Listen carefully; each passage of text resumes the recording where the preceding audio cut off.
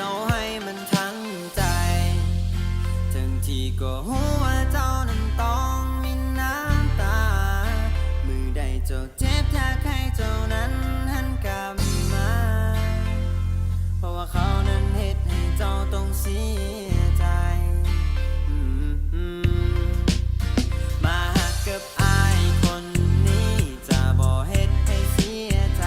จากสาวไว้แบบนี้และจะหักเจ้าเลยไปขอสัญญา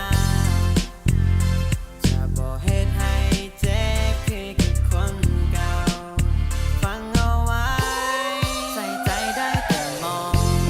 ใส่มองได้ทั้งปากใส่ใจอายนั่นนะที่พาไปกินแกงหน่อไม้ที่พาไปเล่นหวยและขี่รถไถนา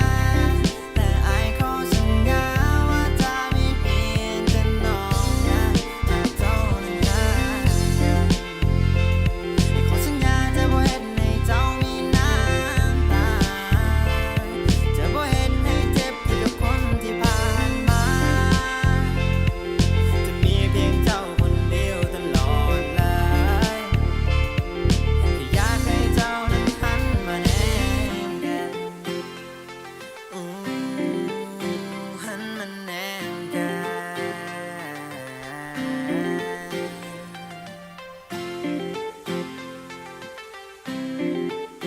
เอ้ยเอ้ย